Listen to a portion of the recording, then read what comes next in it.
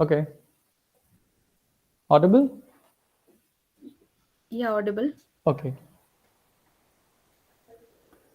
So just before this slide, there was some internet issue which I have worked on. So I was talking about the core themes and questions which sustainability science talks about, focuses on. What does it provide, and what we can do, and with the help of sustainability science. So in this slide, I have presented how sustainability science, how much it has grown as a discipline. And if we look at the last 2 decades, we can find that sustainability science has attracted tens of thousands of research authors, practitioners in different areas, knowledge users, teachers, and students, with a geographical, institutional, and disciplinary footprint which is very different from the basic sciences. And there were people who have done a lot of work and research and who have helped uh, sustainability science grow as a discipline. For example, Robert W. Cates, he is one of the finest scholars in sustainability domain, I will say. And he used to teach at Brown University, and then he was an independent scholar. A lot of work, a lot of papers he has written in this area.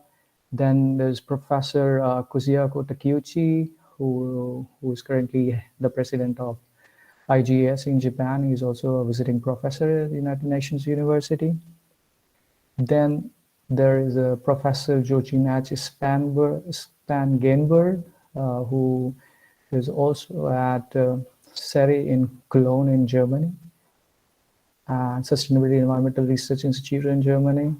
And he is also associated with Helmholtz Center for Environmental Research in Germany.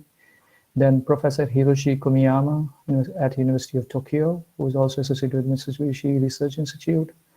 Then at Stockholm Resilience Institute, there was Johan Rockström, who gave the famous concept of planetary boundary in 2009. And lastly, I have mentioned Professor Jeffrey D. Sachs, who is a famous economist and policy analyst at Columbia University. And I will say the Sustainable Development Goals, he's the person who is actually one of the main person behind this. And under his leadership, at SDSN, Sustainable Development Solutions Network, at Columbia University, they produce the annual Sustainable Development Goals Index, which gives talks about 165 countries and how they are doing on the 17 goals. We'll take its example in one of the slides. Then, apart from that, there are several sustainability initiatives have come up over the 2 decades. There is World Academy of Sciences, the Initiative for Science and Technology for Sustainability. Then there is International Council for Science. Then proceeding of North American Academy of Sciences in the US. Then there are various Third World Academy of Sciences in Japan, Sweden, Nigeria, Thailand, Germany, Canada, Chile, Mexico, and others. And they discuss core questions, the methodologies on sustainability science, and how they can be applied to different world problems and thus achieving the solutions. Then, over the period of time, that several institutions and universities have developed courses, diploma, certificate, and postgraduate program in area of sustainability science. Some of the popular courses are at Harvard University, Columbia University, University of Oxford and Cambridge in United Kingdom, Lund University and Stockholm University in Sweden. Then there is Erasmus University at Rotterdam. IGNOU is offering this course. Currently, we know that we have India's first postgraduate diploma in sustainability science offered by IGNOU. Recently, Nalanda University in Bihar has also started as MBA in sustainable development, which is one of its kind in India. The National Technological University Singapore offers different programs in sustainability science. So these are not the only institutes offering, but these are the ones which initiated these diploma, certificate, and postgraduate programs. I have mentioned few of them. Of course, there are many. Then over the period of time, as the field is growing, there are a lot of fellowships in this area also which have come up. For example, the Georg Fall Fellowship at Harvard University. MacArthur Foundation in the US also provides fellowships in the area of sustainability science. There is Women Leaders Sustainability Fellowship at Cornell University. At Art School, Columbia University, you have Sustainability Fellowship. There's Banting Fellowship in Canada. There's Fulbright Kalam Climate Fellowship that is given to students from India who go for research in the US. Then at the United Nations Institute, you have JSPS Fellowship. So there is a lot of fellowships which are coming up, and it is growing in number. So sustainable science is growing as a field. And over a period of time, there are a lot of sustainability journals which have come up, and they have become very mainstream journals. And some of them are top in their areas. For example, Sustainability Science Journal produced by Springer.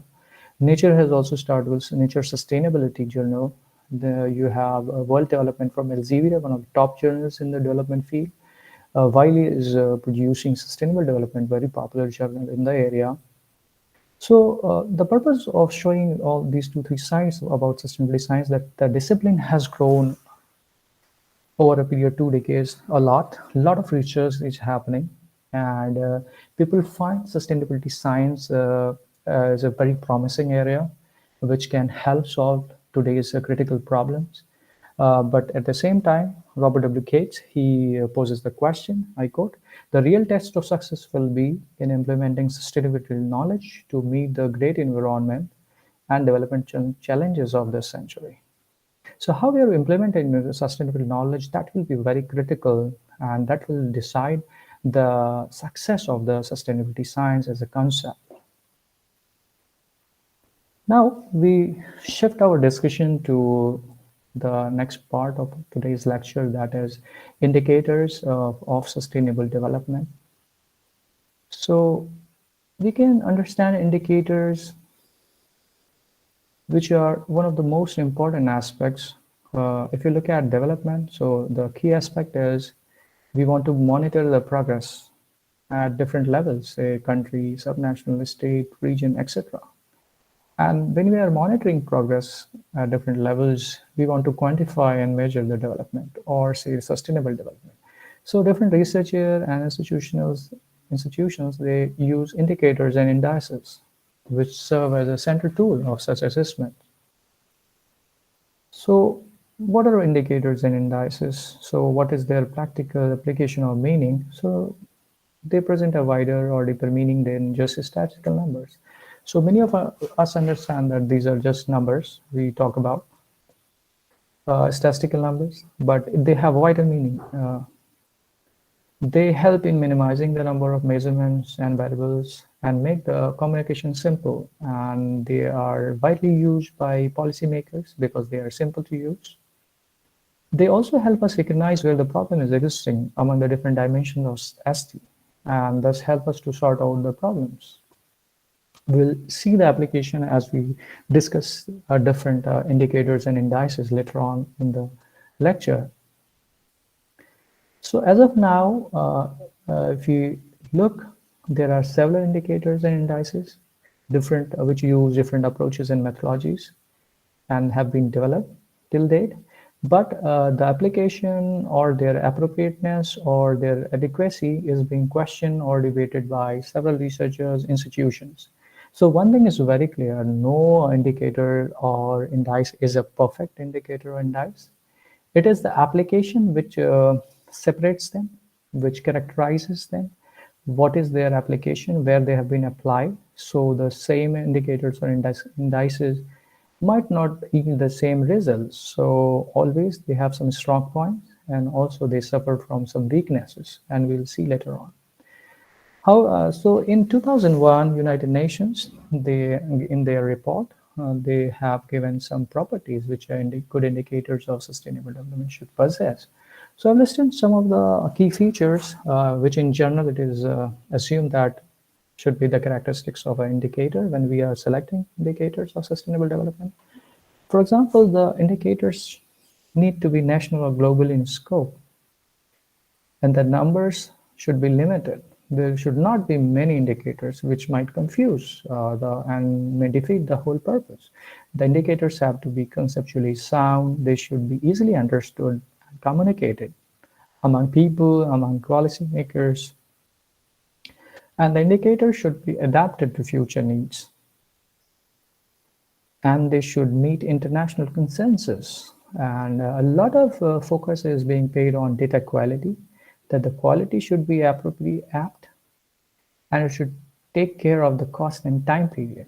For example, we have an indicator and which is a very nice indicator, but when we are going to measure it, so that requires a lot of resources and manpower for the data, and that is very cost intensive, and that is spread over a large period of time. So we also have to look at these aspects. And it should be aligned with Agenda 2021. The Agenda 2021, particularly, I'm talking about the Sustainable Development Goals. So that has to be achieved by 2030. So all the indicators and dashboards which are being developed now, or say over the last 2 decades, they also have a focus on the Sustainable Development Goals. Earlier it was Millennium Development Goals. So I'm particularly talking about the period 2015 when the SDGs came. Our Agenda 21 that dates several decades back.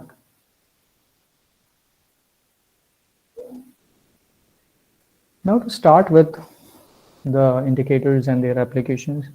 So we would like to start with economic and social indicators. I have presented few of them. These are not the only ones. There are several others. So very famous indicators which is used today is GDP, or say GDP per capita, which shows a nation's productive capacity related to its population. So it is very widely used, and still today its appropriateness is being questioned and talked about. Every year it is criticized, but still it remains one of the most simple and widely accepted indicator in the world. For example, the critics, they say that it doesn't talk about anything related to quality of human life or the environmental assets. Then Morris in 1979, he gave an indicator called the physical quality of life. So which was looking at the physical well-being of people. So it utilized three indicators.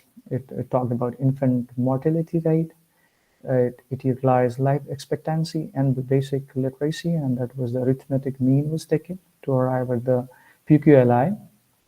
So Morris did a study and evaluated almost 150 countries, and he found that the low GDP countries do not have low PQLI.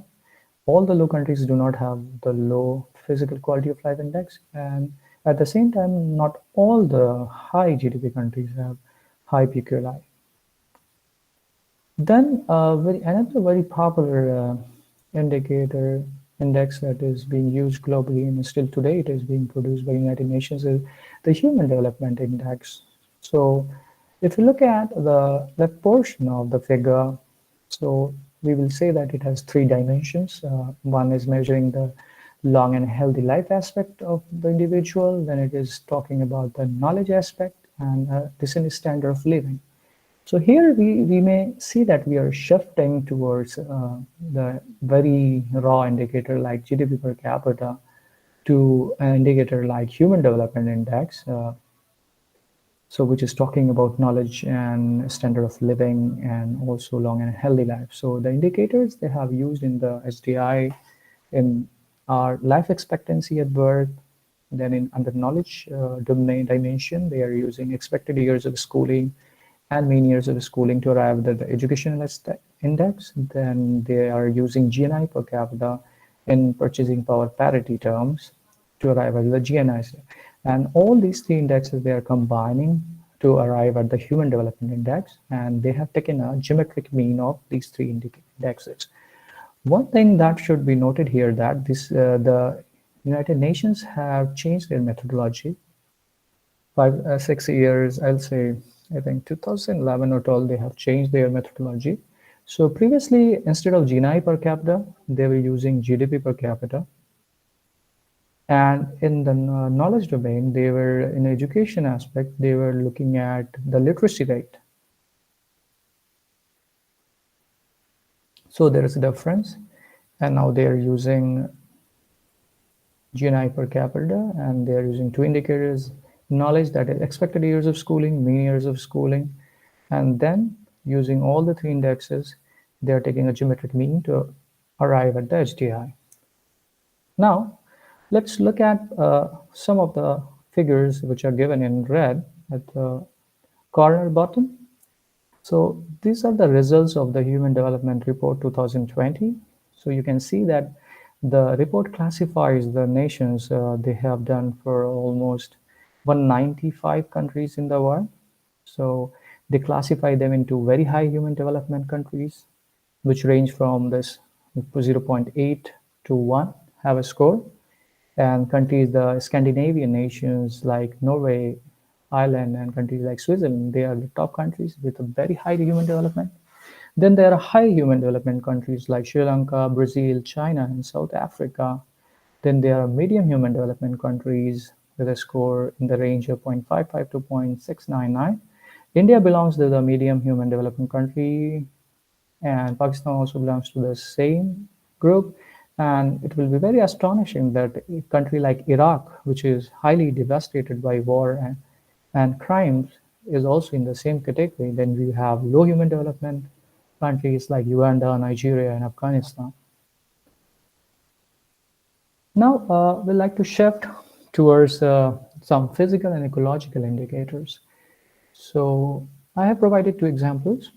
For example, one of the indicators is based on maximum sustainable yield concept. So it is particularly applicable in case of renewables and fishery sector, and also for the non-renewable sectors. Delhi and Cobb have given some application which have been criticized.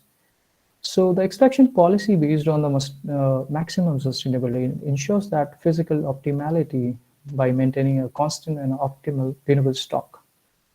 And it is also applicable to fisheries sector. For example, Grahams gave a theory of sustainable fishing in 1935, and he mentions that if a stock size is maintained at half its carrying capacity, the population growth rate is fastest and the sustainable yield is greatest. And second indicator I will talk about is the pressure state response indicator set, which was part of the pressure state response framework given by OECD in 1991. So here they are talking about three things, that is pressure, state, and response. So we can understand them with the following example. For example, the humans exert a lot of pressure on the environment. So if we want to quantify it, I will say the indicator is CO2 emission. So that is putting a pressure on the environment. Then because of this pressure on the environment, the state of the environment is changing. So what is happening? We'll see rise in the GM emission levels of the environment. So it may be the indicator for the state part. Then because of this, there is a response, a policy response. For example, government want to shift to cleaner sources, and it comes up with some penalties and cess, say coal cess was charged in India. So it may be, so they are talking about pressure resulting in change of the state, and because of the change in state, some response is required. That's how the name is pressure state response indicators. So the limitation about these physical and ecological indicators essentially are deep ecology based, and they are hence oblivious to the economic and equity concerns. There were issues as far as economic and equity concerns are concerned. So in the year 2000, because of these limitations, particularly for the PSR framework, they added the social dimension in their framework. Initially, they missed on that. In this slide, I would like to show a few examples on the indicators that focus on ecology equity interface. For example, the relative measure of sustainability, or RMS, that was given by Salet in 1990. So he talks about that given a particular resource system and a set of extraction paths, RMS will identify a middle way path that lies between the most depleted and the most conservative path. So it takes a balanced path. Then Tumen and Crosnan, they gave in the year 1991 safe minimum standards.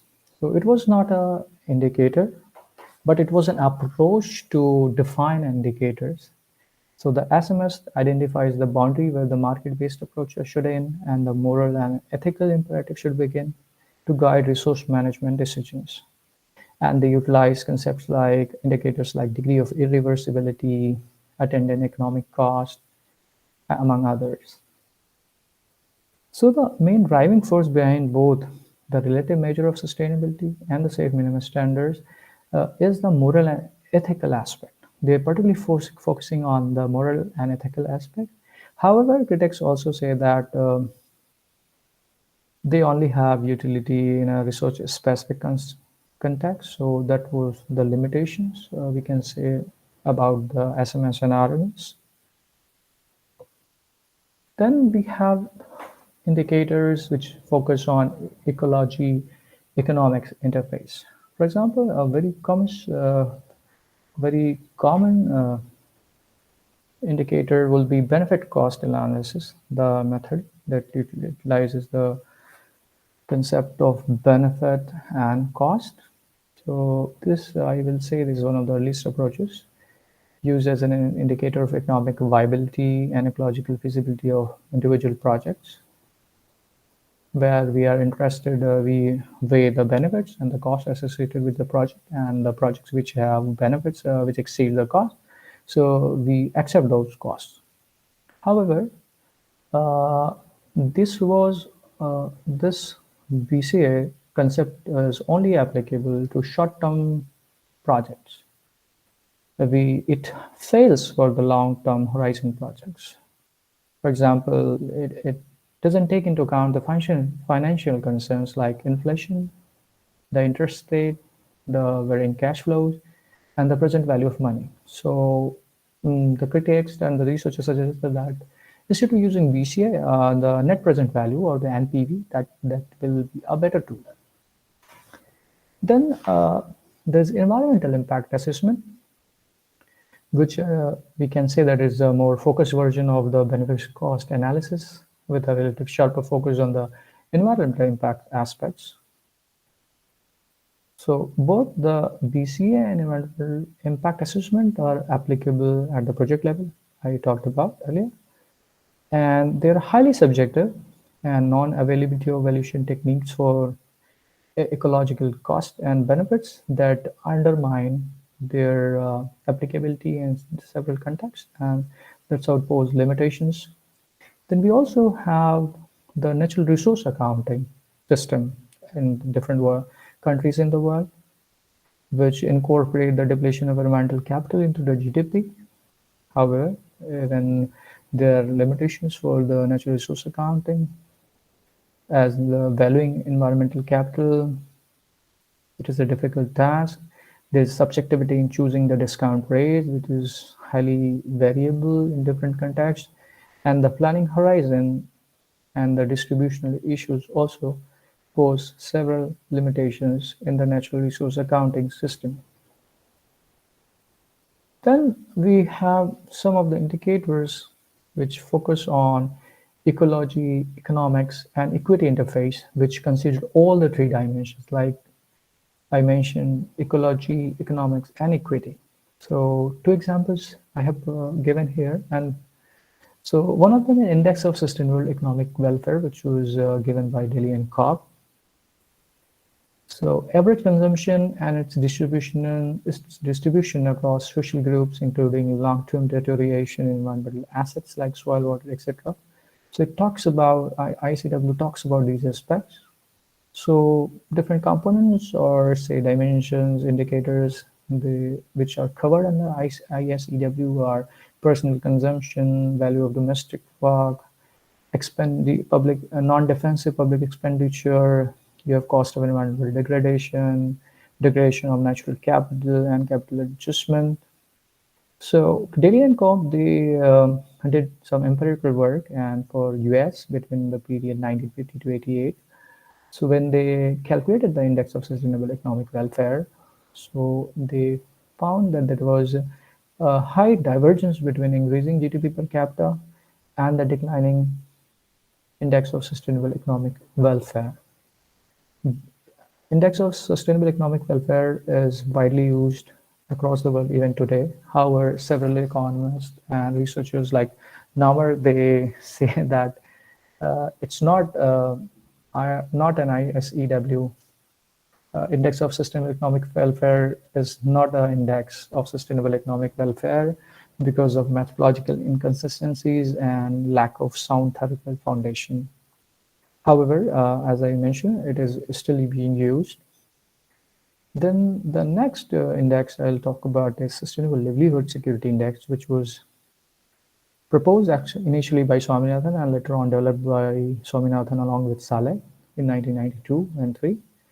So these look at the livelihood options that are ecologically secure, economically efficient, and socially equitable. So they are looking at three aspects like ecological security, where they have indicators like forest cover, soil and water quality, air pollution. Then talk about economic efficiency, where they look at indicators like land and labor productivity, input-output ratios, etc. Then they also talk about social equity, with indicators like distribution of land, asset and income, people above poverty line, female literacy rate, etc. So in this slide, I have tried to put all the indicators uh, and the dimension they represent at one place. And there are more indicators and indices than what I have talked about in my slides, because it's not possible to cover all of them. However, in this slide, which I've taken from Singh and Selimat, you can see that there are three circles. They are representing three dimensions: economics, ecology, and equity. And all the abbreviations which you see in a respective circle or at the intersection, they represent that they represent that dimension. For example, GDP is alone in the economics part, which is a totally economic indicator. Similarly, HDI, they have put at the intersection of economics and equity. So it has both aspects in that. Then physical quality of life index, it is more of a equity concept.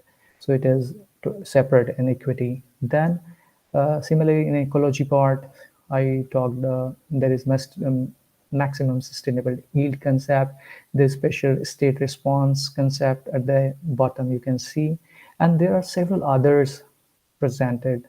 Then RMS and SMS are present at the intersection of ecology and equity. And at the middle part, which is at the intersection of the three dimensions, economics, ecology, and equity, we can see that there are four indicators, indices. For example, ISEW I talked about, and Sustainable Livelihood Security Index, SLSI, I talked about. However, I have not talked about CDI, SNBI. CDI is City Development Index, and SNBI is Sustainable Net Benefit Index. So in the given citation, if any one of you wants to look at them in detail, definitely I provided links in the references. So the aim of all these indicators and indices is that we are able to capture all the three dimensions, that is economics, ecology, and equity aspects. And any indicator or index will be successful in its meaning, will be successful in application if it is able to address all the three dimensions. So that's how I talked about SLSI and ISEW in my slide. Recently, I will also talk about Sustainable Development Goals, which came into 2015, and it can also be put in the intersection of all the three, as it talks about all the three dimensions. I will talk at length about the Sustainable Development Goal Index and its application, and will show some results in the next slides to make my point clear. And it is one of the most robust indicator set used presently in the world. And I will say it will fall in the intersection. I have not presented here, but it will fall in the intersection of all the three dimensions. So let's talk about the Sustainable Development Goals Index. So the Sustainable Development Goals, which are part of the 2030 agenda. So under the Sustainable Development Goals, you can see the colorful blocks. There are 17 blocks. So as I was saying, that they are the most comprehensive indicators and ever produced and agreed by global community. So we can see that all the aspects which we can think of are present in the Sustainable Development Goals. For example, if you look at Goal 1, it talks about poverty, the second talks about hunger, the third talks about good health and well-being, fourth talks about quality education, then fifth talks about gender equality.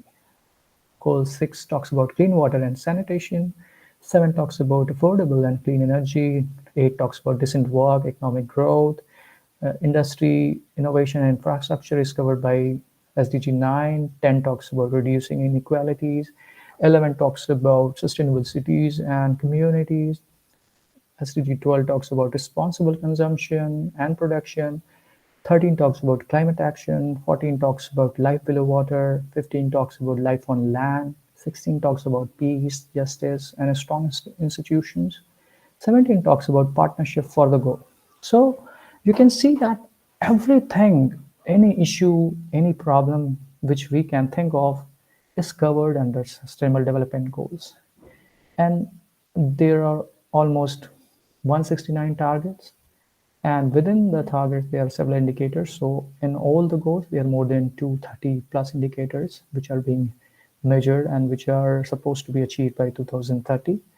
Another good thing that happened with the Sustainable Development Goals is it is addressing all the three dimensions I was talking about, and it is also applicable to all the countries in the world, whether they are developed, whether they are developing, whether they are poor, and it is also based on principles of 5P that take care about the people, the planet, the prosperity aspect, peace, and partnership.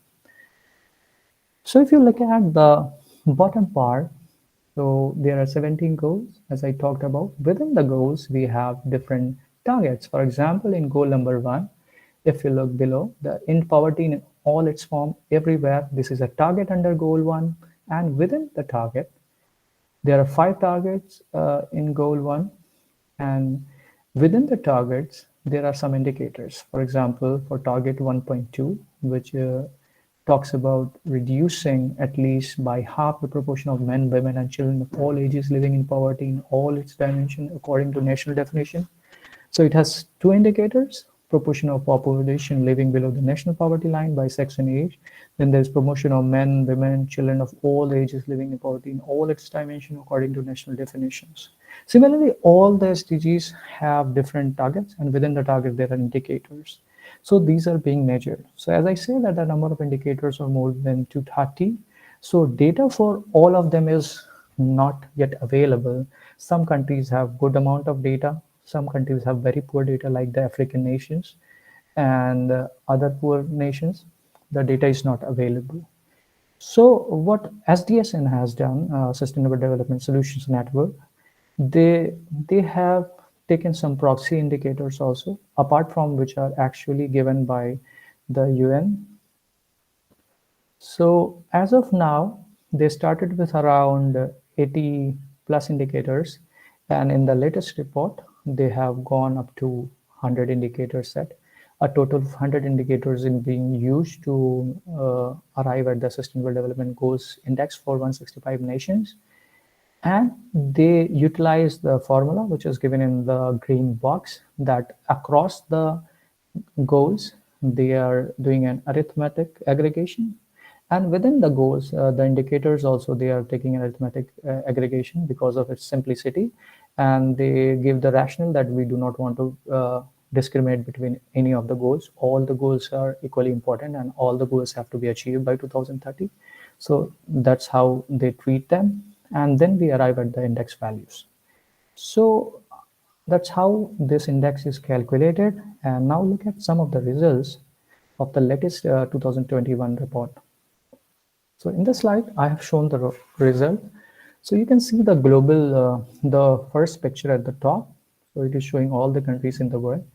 Just to the right of it, I have provided an index where you can see there are some scores and ranges given.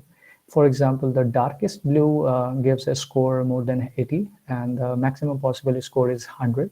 So higher the number, we can say that the country is moving more towards sustainable development or achieving sustainability and doing good. and that's how if the color is becoming lighter and the scores are less, it is representing that still the country is far back on sustainable development goals, and yet a lot to be achieved. For example, if you look at that, most of the European nations are at the top two categories. You can see the North America, Canada also fall in the second range of 70 to 80. The Scandinavian countries are doing very good. For example, I talked about Sweden, the Netherlands, Iceland, they all are above 80. So they are the top performing nations on the Sustainable Development Goal Index. So at the bottom part, I have provided India's what where India stands. So if you look at the left corner at the bottom, so we'll see that India stands at 120th rank out of 165 countries. India has received an overall aggregate score of 60.1, and the circle you can see in between shows the average performance by India on every SDG. So if there is a higher the pie, it represents India is doing good on that. For example, if you look at SDG 13, you will see that it is having the largest and broadest blue pie. And to the right, all the blocks of SDGs goals have been given, and they have different colors. For example, the red color shows that major challenges remain in that area for that particular country. And the orange color shows that significant challenges are there. Then the yellow tone shows that challenges are there. And in 30, in green color, SDG is achieved. And if there is a gray color, we do not have the information for that country. Similarly, there is some trends given by the arrows. For example, the vertical top arrow green shows that we are on track to maintain SDG achievement. And then there is a diagonal yellow arrow which shows moderate improvement. Then horizontal arrow, orange color, it shows stagnation, and the bottom vertical downwards red shows decreasing. So we can see that on poverty, SDG 1, on energy, SDG 7, on decent work and economic growth, India is moderately improving, which is given represented in the results of 2021 report. But we also see a lot of red colors. For example, in zero hunger, good health, gender equality, clean water, reducing inequalities, life on land, life on water. We have a lot of challenges there. And even on life on land, the arrow shows bottom vertical downwards. That is a major challenge remains there.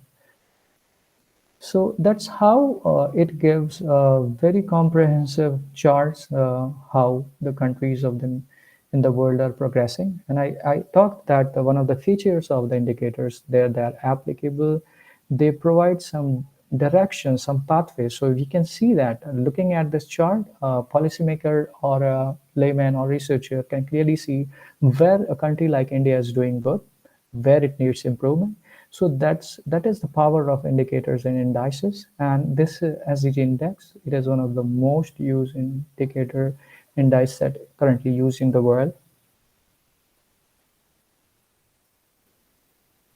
So this is all I wanted to talk about in today's lecture, which focused on about sustainability science, what are its key characteristics, what it aims for, and how over the period of time sustainability science has developed as a discipline, and it has become mainstream today, and it is researchers and policymakers are able to use sustainability science to solve some of the most critical problems of the world. And indicators and indices, they are used as simple tools, and they are powerful tools which are used to look at different aspects of development or sustainable development. And also it gives some picture and quick measures by looking at which we can go for self-correction, we can look for improvement, and we can think about what should be the new policy discourse to achieve sustainable development. So that is all in today's lecture from my side. I have used these references in today's lecture, and I have also suggested some of the readings, and which will be very useful. For example, study by Kumiyama and Takeuchi in 2006. It is a very nice description how sustainability science has built up as a discipline, worth a reading. Then I will also say you should read the Spanberg JH 2011 Sustainability Science Review, a very good description about the concept of sustainability science. Now I'm open to questions and answers, and I'm really sorry for the disturbance that happened in between because of connectivity issue.